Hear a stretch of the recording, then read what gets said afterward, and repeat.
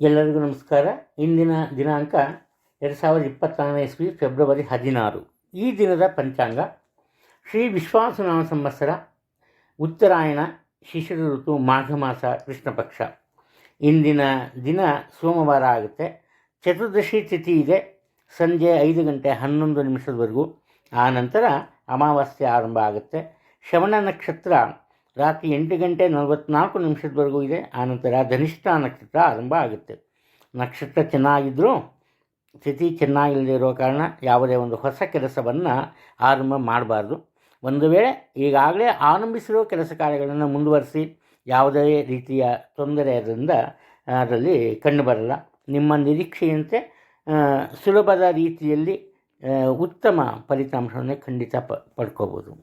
ಇನ್ನು ಇಂದಿನ ಸೂರ್ಯೋದಯವನ್ನು ಆಧರಿಸಿ ರಾಹುಕಾಲದ ಬಗ್ಗೆ ಹೇಳಬೇಕು ಅಂದರೆ 8 ಗಂಟೆ 14 ನಿಮಿಷಕ್ಕೆ ಆರಂಭ ಆಗಿ 9 ಗಂಟೆ 40 ನಿಮಿಷಕ್ಕೆ ಮುಗಿಯುತ್ತೆ.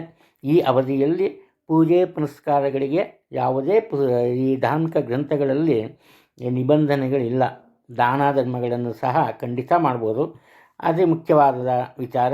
ಯಮಗಂಡ ಕಾಲ ಬೆಳಗ್ಗೆ 11 ಗಂಟೆ 10 ನಿಮಿಷಕ್ಕೆ ಆರಂಭ ಆಗುತ್ತೆ, ಮುಗಿಯೋದು 12 ಗಂಟೆ 35 ನಿಮಿಷ. ಈ ಅವಧಿಯಲ್ಲಿ ಮಾತ್ರ ನೀವು ಮನೆಯಿಂದ ಹೊರಗೆ ಪ್ರಯಾಣವನ್ನು ಮಾಡಬಾರ್ದು, ಹೊಸ ವಾಹನವನ್ನು ಕೊಡಬಾರ್ದು, ಹಾಗೆ ಹೊಸ ಔಷಧಿಯನ್ನು ಸೇವನೆ ಮಾಡೋದಕ್ಕೆ ಆರಂಭ ಮಾಡಬಾರ್ದು. ಇದು ತುಂಬ ಮುಖ್ಯವಾದಂತಹ ವಿಚಾರ.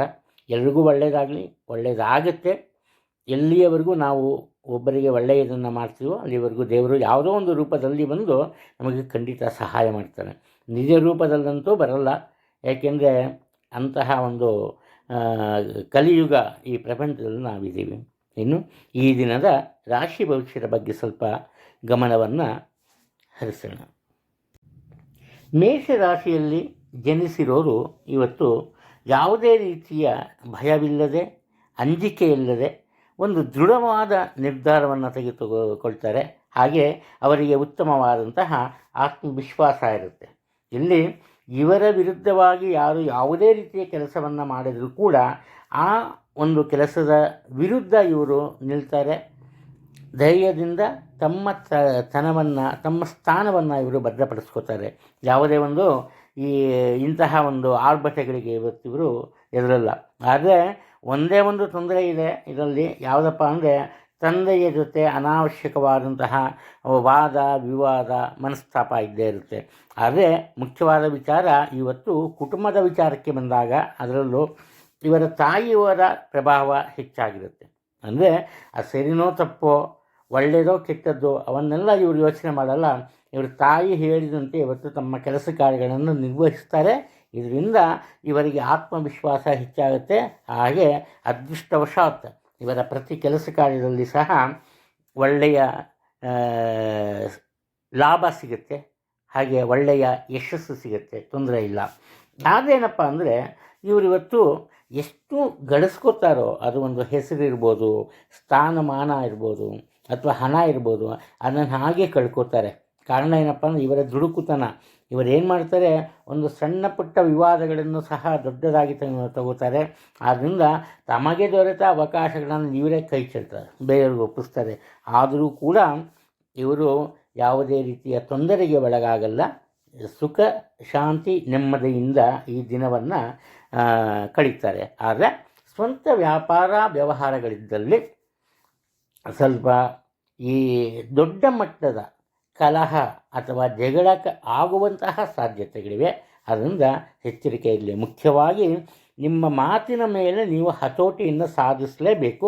ಇಲ್ಲದೆ ಹೋದರೆ ಮಾತ್ರ ತೊಂದರೆಗೆ ಸಿಲುಕ್ತೀರಿ. ವೃಷಭ ರಾಶಿಯಲ್ಲಿ ಜನಿಸಿರೋರು ಇವರಿಗೆ ಇವತ್ತು ಹಣಕಾಸಿನ ವಿಚಾರದಲ್ಲಿ ಯಾವುದೇ ರೀತಿಯ ತೊಂದರೆ ಇರಲ್ಲ. ಇವರ ನಿರೀಕ್ಷೆಗೂ ಮೀರಿದಂತಹ ಆದಾಯ ಇರುತ್ತೆ. ಅನಿರೀಕ್ಷಿತ ಧನಲಾಭ ಇರುತ್ತೆ. ಅಂದರೆ ಎಲ್ಲೋ ಲಾಟ್ರಿ ಹೊಡೆದು ಬಿಡುತ್ತೆ, ಯಾರೋ ಉಚಿತವಾಗಿ ಕೊಟ್ಬಿಡ್ತಾರೆ ಅಂತಲ್ಲ. ಇಲ್ಲೇನಾಗುತ್ತೆ, ಇವರೇ ಒಂದು ದೊಡ್ಡ ಮೊತ್ತದ ಹಣವನ್ನು ಎಲ್ಲೋ ಇಟ್ಟು ಮರ್ತಿರ್ತಾರೆ. ಆ ಹಣ ಇವತ್ತು ಅನಿರೀಕ್ಷಿತವಾಗಿ ಬೈ ಚಾನ್ಸ್ ಇವ್ರಿಗೆ ಸಿಗುತ್ತೆ. ಈ ರೀತಿ ಆದರೆ ಇವರೊಂದು ತಪ್ಪನ್ನು ಮಾಡ್ತಾರೆ. ಒಂದು ರೀತಿ ವೈಭವೋಪೇತ ಜೀವನವನ್ನು ನಡೆಸೋದಕ್ಕೆ ಇಷ್ಟಪಡ್ತಾರೆ. ಈ ದಿನದ ವಿಚಾರ ಬೇಡದ ವಿಚಾರಗಳಿಗೆ ಹಣವನ್ನು ಖರ್ಚು ಮಾಡ್ತಾರೆ. ಕಡಿಮೆ ಒಂದು ಹಣಕ್ಕೆ ಸಿಗುವಂತಹ ಸವಲತ್ತಿಗೆ ಹೆಚ್ಚಿನ ಹಣವನ್ನು ನೀಡ್ತಾರೆ. ಈ ಥರ ಇಲ್ಲೇನಾಗುತ್ತೆ, ಹೆಚ್ಚಿನ ಕಠಿಣವಾದಂತಹ ಒಂದು ಆ ಚಾಲೆಂಜಸ್ ಅಂತ ಏನು ಹೇಳ್ತೀವಿ ಅದು ಎದುರಾದರೂ ಕೂಡ ಇವರು ಒಂದು ಒಳ್ಳೆಯ ಮನಸ್ಸಿನಿಂದ ಮತ್ತು ಮಾತಿನ ಒಂದು ಈ ಧಾಟಿಯಿಂದ ಎಲ್ಲರನ್ನ ತಮ್ಮ ಪರವಾಗಿ ಮಾಡ್ಕೋತಾರೆ. ಅದರಿಂದ ಯಶಸ್ಸನ್ನು ಕಾಣ್ತಾರೆ. ಸ್ವಂತ ವ್ಯವಹಾರ ಇದ್ದಲ್ಲಿ ಯಾವುದೇ ಒಂದು ತೊಂದರೆ ಇಲ್ಲ, ಉತ್ತಮ ವರಮಾನ ಇರುತ್ತೆ. ಹಾಗೆಯೇ ಪಾಲುಗಾರಿಕೆ ವ್ಯಾಪಾರ ಇದ್ದರೂ ಕೂಡ ಇವರ ಒಂದು ಪ್ರಾಬಲ್ಯತೆಯೇ ಜಾಸ್ತಿ ಇರುತ್ತೆ. ಉದ್ಯೋಗ ಕ್ಷೇತ್ರಕ್ಕೆ ಬಂದಾಗಲೂ ಕೂಡ ಇವರು ತಮ್ಮ ತನವನ್ನು ಯಾವತ್ತೂ ಬಿಟ್ಕೊಡಲ್ಲ. ತಮ್ಮ ಮನಸ್ಸಿಗೆ ಏನು ನಿಜ ಅನಿಸುತ್ತೆ, ಏನು ಸರಿ ಅನಿಸುತ್ತೆ ಅದನ್ನೇ ಮಾಡ್ತಾರೆ ಹೊರತು ಬೇರೆಯನ್ನು ಮೆಚ್ಚಿಸೋದಕ್ಕೆ ಯಾವುದೇ ಒಂದು ನಿರ್ಧಾರವನ್ನು ಇವರು ತೆಗೆದುಕೊಳ್ಳಲ್ಲ. ಅದು ಮುಖ್ಯವಾದಂತಹ ವಿಚಾರ. ಆದರೆ ಈ ದಂಪತಿಗಳ ನಡುವೆ ಅನಾವಶ್ಯಕವಾದಂತಹ ವಿಚಾರಗಳಿಗೆ ಮನಸ್ತಾಪ ಉಂಟಾಗುವಂತಹ ಸಾಧ್ಯತೆ ಕಂಡುಬರ್ತಿದೆ. ಕಷ್ಟಪಟ್ಟು ದುಡಿತಾರೆ, ಅದರಿಂದ ಇವರಿಗೆ ವಿಶೇಷವಾದಂತಹ ಗೌರವ ಸಿಗುತ್ತೆ, ತೊಂದರೆ ಇಲ್ಲ. ಇನ್ನು ಬಂಧು ಬಳಗದವರಿಂದ ಸ್ವಲ್ಪ ದೂರ ಉಳಿತಾರೆ, ಯಾರ ಜೊತೆನೂ ಸೇರಲ್ಲ. ಏಕಾಂಗಿ ಬದುಕಲ್ಲ, ಆದರೆ ಇವರು ಏಕಾಂಗಿ ಇರೋದಕ್ಕೆ ಇಷ್ಟಪಡ್ತಾರೆ. ಮಿಥುನ ರಾಶಿಯ ವಿಚಾರಕ್ಕೆ ಬಂದಾಗ ನಿಮ್ಮ ತಂದೆಯವರಿಗೆ ಆರೋಗ್ಯದಲ್ಲಿ ಸ್ವಲ್ಪ ತೊಂದರೆ ಇರುತ್ತೆ, ಅಥವಾ ಕುಟುಂಬದ ಹಿರಿಯ ಪುರುಷ ಸದಸ್ಯರು ಯಾರಿರ್ತಾರೆ ಅವರಿಗೆ ಆರೋಗ್ಯದಲ್ಲಿ ತೊಂದರೆ ಕಂಡುಬರುತ್ತೆ. ಇನ್ನು ತುಂಬ ಹೆಚ್ಚಿನ ಆಸಕ್ತಿಯಿಂದ ಯಾವುದೇ ಒಂದು ಲೋಪವನ್ನು ಎಸಗದೆ ನಿಮ್ಮ ಉದ್ಯೋಗ ಕ್ಷೇತ್ರದಲ್ಲಿ ನಿಮ್ಮ ಒಂದು ಸ್ವಂತ ಕೆಲಸ ಕಾರ್ಯಗಳನ್ನು ಮಾಡ್ತೀರಿ, ನಿಮ್ಮ ಕರ್ತವ್ಯವನ್ನು ನಿರ್ವಹಿಸ್ತೀರಿ. ಆದರೆ ನೀವೆಷ್ಟೇ ಪ್ರಯತ್ನ ಪಟ್ಟು ಕೂಡ ಅದು ತುಂಬ ನಿಧಾನಗತಿಯಲ್ಲಿ ನಡೆಯುತ್ತೆ. ಇದರಿಂದ ಏನಾಗುತ್ತೆ, ನಿಮ್ಮ ಮನಸ್ಸಿಗೆ ಒಂದು ರೀತಿ ಬೇಸರ ಉಂಟಾಗುತ್ತೆ. ಬೇಸರ ಉಂಟಾಗೋದ್ರಿಂದ ಮಾಡುತ್ತಿದ್ದ ಆ ಒಂದು ಕೆಲಸವನ್ನು ಅರ್ಧಕ್ಕೆ ನಿಲ್ಲಿಸ್ತೀರಿ, ಸುಮ್ಮನಾಗ್ಬಿಡ್ತೀರಿ. ಆದರೆ ಮತ್ತೊಂದು ಅವಕಾಶ ನಿಮಗೆ ಸಿಗುತ್ತೆ. ಆಗ ಬೇರೆಯವರ ಒಂದು ಅನುಕಂಪ ಅಥವಾ ಬೇರೆಯವರ ಸಹಾಯದಿಂದ ಕಳೆದುಕೊಂಡ ಯಶಸ್ಸನ್ನು ಮರಳಿ ಪಡಿತೀರಿ. ಇನ್ನು ಯಾವುದೇ ವಿಚಾರದಲ್ಲಿ ನೀವು ದುಡುಕಲ್ಲ, ಆದರೆ ಕೆಲವೊಮ್ಮೆ ನೀವು ದೃಢವಾದ ನಿರ್ಧಾರವನ್ನು ತೆಗೆದುಕೊಳ್ಳೋದಕ್ಕೆ ಸಾಧ್ಯ ಆಗಲ್ಲ. ಅದೊಂದೇ ನೆಗೆಟಿವ್ ಪಾಯಿಂಟ್. ಅದು ಬಿಟ್ಟರೆ ದುಡುಕೋದಿಲ್ಲ. ಪ್ರತಿಯೊಂದು ವಿಚಾರವನ್ನು ಸಂಪೂರ್ಣವಾಗಿ ಯೋಚನೆ ಮಾಡ್ತೀರಿ. ನಿಮ್ಮ ಜೊತೆ ಇರೋರು ಯಾರು ಅಥವಾ ನಿಮ್ಮ ಎದುರಿಗಿರೋರು, ವಿರೋಧ ಸ್ಥಾನದಲ್ಲಿರೋರು ಯಾರು, ಅವರ ಮನಸ್ಸನ್ನು ಅರ್ಥ ಮಾಡ್ಕೊಳ್ಳೋಕ್ಕೆ ಪ್ರಯತ್ನ ಪಡ್ತೀರಿ. ಆನಂತರ ನಿಮ್ಮದೇ ಆದ ಯಶಸ್ಸಿನ ಹಾದಿಯಲ್ಲಿ ಸಾಕ್ತೀರಿ, ತೊಂದರೆ ಇಲ್ಲ ಅದು. ಇನ್ನು ವಿದೇಶದಲ್ಲಿ ನೆಲೆಸಿರೋರಿಗೆ ಉತ್ತಮ ಲಾಭ ಅಥವಾ ವರಮಾನ ಇರುತ್ತೆ, ಯಾವುದೇ ಒಂದು ತೊಂದರೆ ಇಲ್ಲ. ನಿಮ್ಮ ಆರೋಗ್ಯ ತುಂಬ ದಿನದಿಂದ ಬಾಧಿಸ್ತಾ ಇದ್ದರೆ ಅದಕ್ಕೊಂದು ಸೂಕ್ತವಾದಂತಹ ಪರಿಹಾರ ಸಿಗುತ್ತೆ, ಉತ್ತಮ ಆರೋಗ್ಯವನ್ನು ಗಳಿಸ್ತೀರಿ. ನಿಮ್ಮದೇ ಆದ ಒಂದು ರೀತಿ ನೀತಿಯಿಂದ ನಿಮ್ಮ ಕುಟುಂಬವನ್ನು, ಮುಖ್ಯವಾಗಿ ನಿಮ್ಮ ದಾಂಪತ್ಯ ಜೀವನವನ್ನು ಸರಿಯಾದ ಹಾದಿಯಲ್ಲಿ ಸಾಗಿಸ್ತೀರಿ. ಯಾರೊಬ್ಬರು ನಿಮ್ಮ ಬಗ್ಗೆ ಕೆಟ್ಟ ಮಾತನ್ನು ಆಡೋದಕ್ಕೆ ಸಾಧ್ಯ ಇಲ್ಲ. ಆ ರೀತಿ ತಪ್ಪಿಲ್ಲದ ಬಾಳೆ ನಿಮ್ಮದಾಗಿರುತ್ತೆ. ಇಲ್ಲಿ ಈ ಕುಟುಂಬಕ್ಕೆ ಸಂಬಂಧಪಟ್ಟಂತಹ, ಅದಕ್ಕೂ ಹೆಚ್ಚಾಗಿ ಮನೆತನಕ್ಕೆ ಸಂಬಂಧಪಟ್ಟಂತಹ ವಾದ ವಿವಾದಗಳಲ್ಲಿ ನೀವು ಅನಾವಶ್ಯಕವಾಗಿ ಭಾಗವಹಿಸಲ್ಲ, ದೂರ ಉಳಿಯೋದಕ್ಕೆ ಪ್ರಯತ್ನ ಪಡ್ತೀರಿ.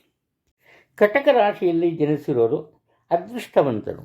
ನಿಮ್ಮ ಮನಸ್ಸಿನಲ್ಲಿ ಯಾವುದೇ ಒಂದು ಯೋಚನೆ ಇದ್ದರೂ ಕೂಡ ಅಥವಾ ಯಾವುದೇ ಒಂದು ಯೋಜನೆ ಇದ್ದರೂ ಕೂಡ ಅದು ಸುಸೂತ್ರವಾಗಿ ಕಡಿಮೆ ಅವಧಿಯಲ್ಲಿ ಸುಲಭವಾಗಿ ನೆರವೇರುತ್ತೆ. ಅದು ಅದೃಷ್ಟ ಜಾಸ್ತಿ. ಆದರೆ ಅದೃಷ್ಟ ಇದೆ ಅಂತ ನೀವು ಅದನ್ನೇ ನೆಚ್ಕೊಂಡಿರಲ್ಲ. ನಿಮ್ಮಲ್ಲಿ ಒಂದು ದಿಟ್ಟತನ ಇರುತ್ತೆ, ಧೈರ್ಯ ಇರುತ್ತೆ. ಆದ್ದರಿಂದ ಎದುರಾಗುವ ಸಮಸ್ಯೆಗಳನ್ನು ಮುಂಚೆನೇ ಅರ್ಥ ಮಾಡ್ಕೋತೀರಿ. ಅದಕ್ಕೆ ಸೂಕ್ತವಾದಂತಹ ಪರಿಹಾರವನ್ನು ಸಿದ್ಧಪಡಿಸಿ ಮುಂದುವರಿತೀರಿ. ಅದು ನಿಮ್ಮ ವಿಶೇಷ. ಧಾರ್ಮಿಕ ಕೆಲಸ ಕಾರ್ಯಗಳಲ್ಲಿ ಹೆಚ್ಚಿನ ಆಸಕ್ತಿ ಇರುತ್ತೆ, ನಡೆಸ್ಕೊಂಡು ಹೋಗ್ತೀರಿ.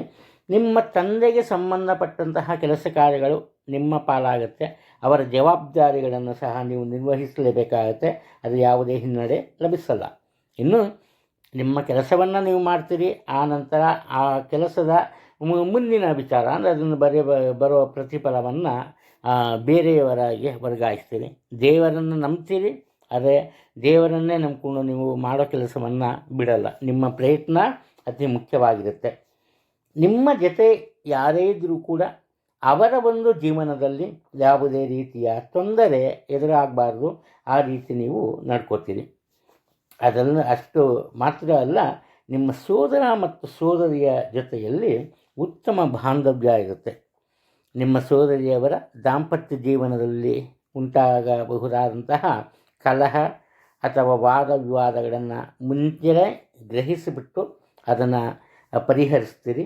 ಆದ್ದರಿಂದ ಪ್ರತಿಯೊಬ್ಬರ ಮನಸ್ಸನ್ನು, ವಿಶ್ವಾಸವನ್ನು ಗೆಲ್ತೀರಿ. ಅನಿರೀಕ್ಷಿತ ಧನಲಾಭ ಇದೆ. ಬರೀ ಹಣದ ವಿಚಾರ ಅಲ್ಲ, ಕುಟುಂಬ, ವೃತ್ತಿಕ್ಷೇತ್ರ ಮತ್ತು ಸಮಾಜದಲ್ಲಿ ನಿಮಗೆ ನಿಮ್ಮದೇ ಆದಂತಹ ಸ್ಥಾನ, ಮಾನ, ವ್ಯಕ್ತಿತ್ವ ಮತ್ತು ಕೀರ್ತಿ ಲಭಿಸುತ್ತೆ.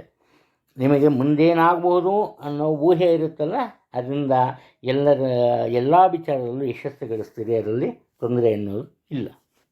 ಸಿಂಹ ರಾಶಿಯಲ್ಲಿ ಜನಿಸಿರೋರು, ಇವರಿಗೆ ಸ್ವಲ್ಪ ಹಣದ ಕೊರತೆ ಇರುತ್ತೆ.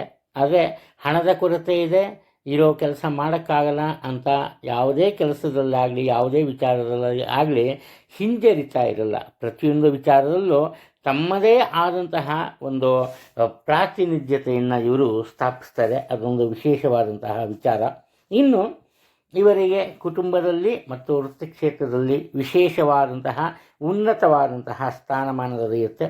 ಉನ್ನತ ಅಧಿಕಾರಿಗಳಾಗಿದ್ದಲ್ಲಿ ನಿಮ್ಮ ಸಹೋದ್ಯೋಗಿಗಳ ಜೊತೆ ಅಥವಾ ನಿಮ್ಮ ಅಧಿಕಾರದ ಅಡಿಯಲ್ಲಿ ಕೆಲಸ ಮಾಡೋರ ಜೊತೆ ಅನಾವಶ್ಯಕವಾದಂತಹ ವಾದ ವಿವಾದಗಳನ್ನು ಉಂಟು ಮಾಡ್ಕೋತಾರೆ. ಆದರೆ ಇವರ ಒಂದು ಕೆಲಸ ಕಾರ್ಯಗಳನ್ನು ಅತಿ ಶೀಘ್ರಗತಿಯಲ್ಲಿ ಮಾಡಿ ಮುಗಿಸ್ತಾರೆ.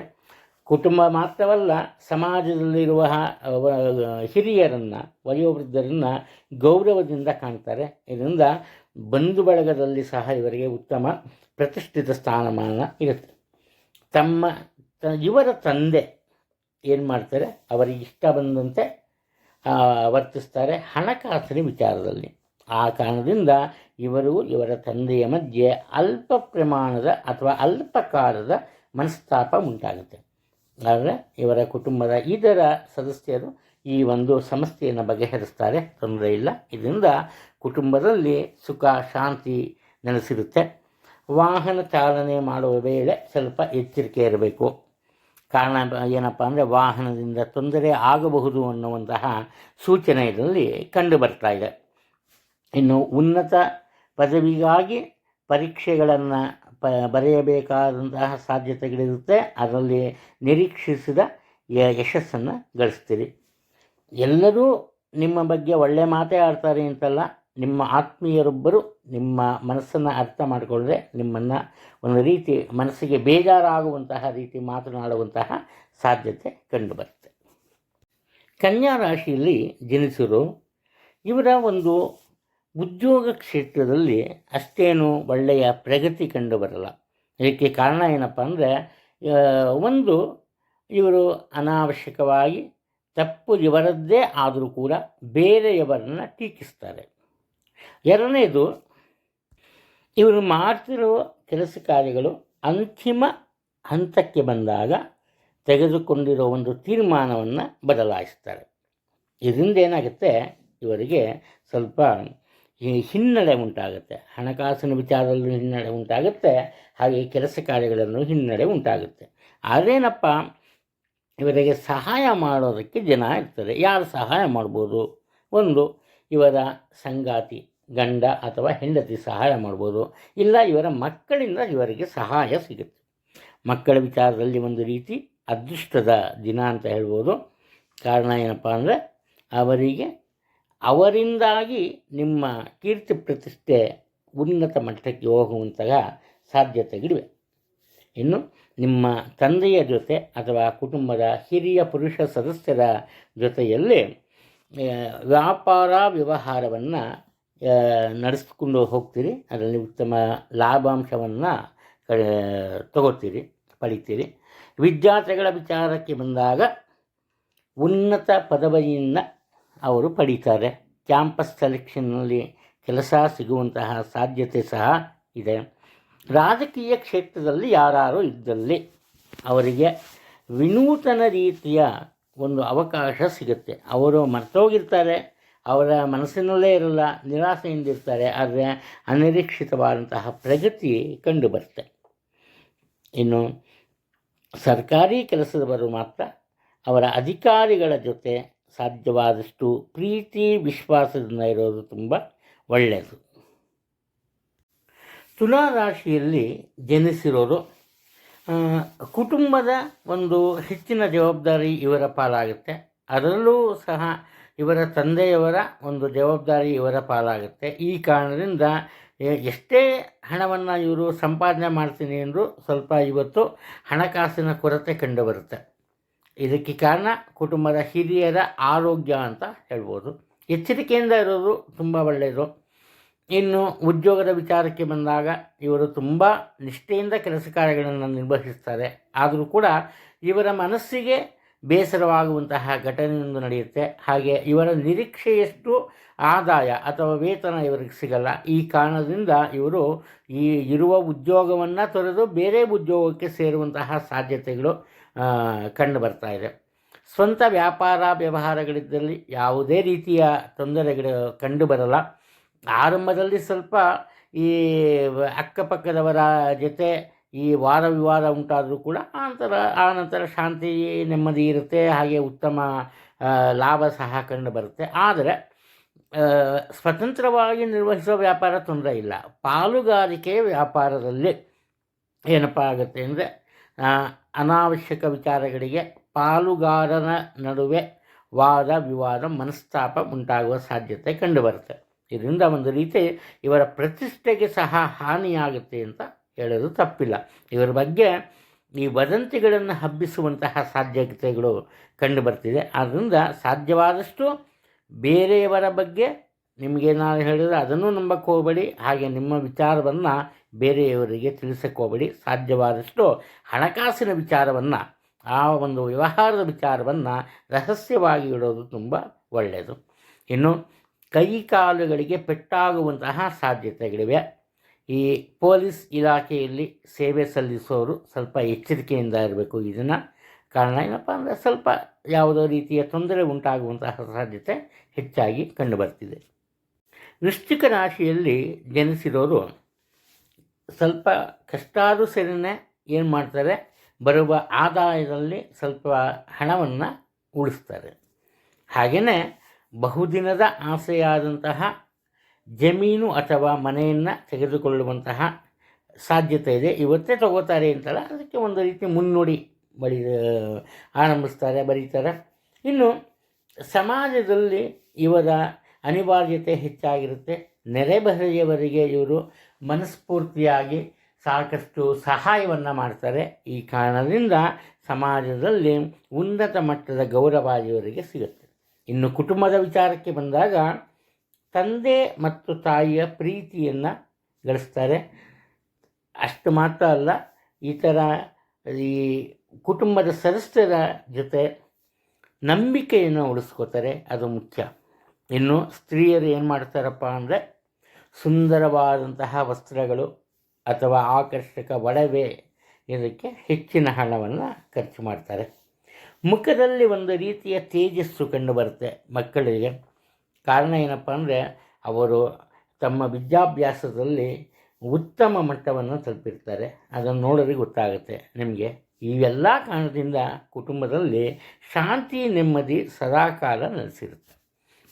ಉದ್ಯೋಗದ ವಿಚಾರಕ್ಕೆ ಬಂದಾಗ ನಿಮ್ಮ ತಪ್ಪು ಇರುತ್ತೋ ಇಲ್ವೋ, ಬೇರೆಯವರ ತಪ್ಪಿಗೆ ನೀವು ಬೆಲೆಯನ್ನು ತೆರಬೇಕಾಗುತ್ತೆ. ಅಂದರೆ ಬೇರೆ ಯಾರೋ ಮಾಡೋ ತಪ್ಪಿಗೆ ನೀವು ಭಾಗ್ಯಸ್ಥರಾಗ್ಬಿಡ್ತೀರಿ, ನಿಮಗೆ ತಿಳಿದೇನೋ. ಅದರಿಂದ ಸ್ವಲ್ಪ ಎಚ್ಚರಿಕೆಯಿಂದ ಇರೋದು ಒಳ್ಳೆಯದು. ಸಮಾಜದ ಪ್ರತಿಷ್ಠಿತ ವ್ಯಕ್ತಿಯೊಬ್ಬರನ್ನು ಭೇಟಿಯಾಗುವಂತಹ ಸಾಧ್ಯತೆ ಇದೆ. ಇನ್ನು ರಾಜ್ಯ ಮಟ್ಟದ ಕ್ರೀಡಾಪಟುಗಳಿಗೆ ವಿನೂತನ ರೀತಿಯ ಗೌರವ ಮತ್ತು ಹೊಸ ಅವಕಾಶವನ್ನು ಸಿಗುವಂತಹ ಅವಕಾಶವನ್ನು ಬಳಸ್ಕೊಂಬೋದು, ತುಂಬ ಒಳ್ಳೆಯದು. ಧನುರಾಶಿಯಲ್ಲಿ ಜನಿಸಿರೋರು ಇವರಿಗೆ ಏನಾಗುತ್ತೆ, ಇವ್ರ ಬಗ್ಗೆನೇ ಒಂದು ರೀತಿ ಅಪನಂಬಿಕೆ ಇರುತ್ತೆ. ಒಂದು ಕೆಲಸ ಕಾರ್ಯಗಳನ್ನು ಆರಂಭ ಮಾಡಬೇಕು ಅಂದರೆ ಬೇರೆಯವರ ಸಹಾಯ ಸಹಕಾರ ಇಲ್ದಿರ ಆರಂಭ ಮಾಡೋದಕ್ಕೆ ಹೋಗಲ್ಲ. ಆದರೆ ಏನಾಗುತ್ತೆ, ಇವರಿಗೆ ಅನಿರೀಕ್ಷಿತವಾದಂತಹ ಧನ ಲಾಭ ಇದೆ. ಯಾವಾಗ ಇವರ ಕೈಗೆ ಹಣ ಬಂದು ಸೇರುತ್ತೆ ಆಗ ಇವರ ಆತ್ಮವಿಶ್ವಾಸ ಜಾಸ್ತಿ ಆಗುತ್ತೆ. ಎಲ್ಲ ರೀತಿಯ ಕೆಲಸ ಕಾರ್ಯಗಳು ಆ ನಂತರ ಸುಗಮವಾಗಿ ನಡ್ಕೊಂಡು ಹೋಗುತ್ತೆ. ಅದರಲ್ಲಿ ಯಶಸ್ಸನ್ನು ಸಹ ಕಾಣ್ತಾರೆ. ಅದರಲ್ಲೂ ಯಾರಾದರೂ ಸ್ವಂತ ವ್ಯಾಪಾರ ವ್ಯವಹಾರಗಳನ್ನು ಮಾಡ್ತಾಯಿದ್ರೆ ಅಥವಾ ಸಣ್ಣ ಮಟ್ಟದ ಉದ್ದಿಮೆಯ ಒಡೆಯರಾಗಿದ್ದಲ್ಲಿ ಆ ಒಂದು ಕಾರ್ಯವನ್ನು ವಿಸ್ತರಿಸುವಂತಹ ಅವಕಾಶ ಸಿಗತ್ತೆ. ಎಲ್ಲರೂ ಮೆಚ್ಚುವಂತಹ ದೊಡ್ಡ ಪ್ರಮಾಣದ ಒಂದು ಸಾಧನೆಯೊಂದನ್ನು ಮಾಡ್ತೀರಿ. ಅದರಲ್ಲೂ ವಿದ್ಯಾರ್ಥಿಗಳು ಕೇವಲ ಕುಟುಂಬದ ಸದಸ್ಯರಲ್ಲ, ತಂದೆ ತಾಯಿ ಅಲ್ಲ, ಶಿಕ್ಷಕರು ಸಹ ಮೆಚ್ಚುವಂತಹ ಸಾಧನೆಗೆ ಪಾತ್ರರಾಗ್ತಾರೆ. ನಿಮ್ಮ ದೈಹಿಕ ಶಕ್ತಿ ಹೆಚ್ಚಾಗಿರುತ್ತೆ. ಆದ್ದರಿಂದ ಏನು ಮಾಡ್ತೀರಿ, ನೀವು ವಿಶ್ರಾಂತಿ ಇಲ್ಲದೆ ದುಡಿತೀರಿ. ಈ ದಿನ ನಿಜಕ್ಕೂ ಅವಿಸ್ಮರಣೀಯ ದಿನವಾಗಿ ಬದಲಾವಣೆ ಆಗುತ್ತೆ. ನಿಮ್ಮ ತಂದೆ ಅಥವಾ ನಿಮ್ಮ ತಾತನವರಿಂದ ನಿಮಗೆ ಹಣದ ಸಹಾಯ ಸಿಗುತ್ತೆ. ವಿದೇಶದಲ್ಲೇನಾದರೂ ನಿಮಗೆ ಉದ್ಯೋಗ ತಗೋಬೇಕು, ಕೆಲಸ ಮಾಡಬೇಕು ಅನ್ನೋ ಬಯಕೆ ಇದ್ದರೆ ಆತ್ಮೀಯರ ಸಹಾಯದಿಂದ ಅಥವಾ ಈ ದೂರದ ಬಂಧುವರ್ಗದ ಸಹಾಯದಿಂದ ವಿದೇಶಕ್ಕೆ ತೆರಳುವಂತಹ ಸಾಧ್ಯತೆ ಇದೆ. ಅದು ಇನ್ನು ನಿಮ್ಮ ಆರೋಗ್ಯದ ಬಗ್ಗೆ ಸ್ವಲ್ಪ ಗಮನವನ್ನು ತಗೊಂಬೋದು ಒಳ್ಳೆಯದು. ಕಾರಣ ಏನಪ್ಪ ಅಂದರೆ, ಸ್ವಲ್ಪ ಮನಸ್ಸಿಗೆ ಯಾವುದೋ ಒಂದು ರೀತಿಯ ಗೊಂದಲ ಅಥವಾ ಯೋಚನೆ ಇರುತ್ತೆ. ಈ ಯೋಚನೆ ಬೇರೆಯವರ ಕಾರಣ, ನಿಮಗೂ ಅದಕ್ಕೂ ಸಂಬಂಧ ಇರಲ್ಲ. ಅದರಿಂದ ಬೇರೆಯವರ ಬಗ್ಗೆ ಯೋಚನೆ ಮಾಡೋದಕ್ಕಿಂತ ನಿಮ್ಮ ರೀತಿ ನೀತಿ, ನಿಮ್ಮ ಸ್ಥಾನಮಾನವನ್ನು ಬಿಡಿಸೋದ್ರ ಕಡೆ ಸ್ವಲ್ಪ ಗಮನ ಕೊಡೋದು ತುಂಬ ಒಳ್ಳೆಯದು ಅಂತ ನನ್ನ ಭಾವನೆ. ಮಕರ ರಾಶಿಯಲ್ಲಿ ಜನಿಸಿರೋರು ಇವರು ಯಾವುದೇ ವಿಚಾರಕ್ಕೂ ಭಯಪಡಲ್ಲ. 100 ಜನ 100ರಲ್ಲಿ ತಮ್ಮ ಪಾಡಕ್ಕೆ ಅವರು ಕೆಲಸ ಮಾಡ್ತಾ ಇರ್ತಾರೆ.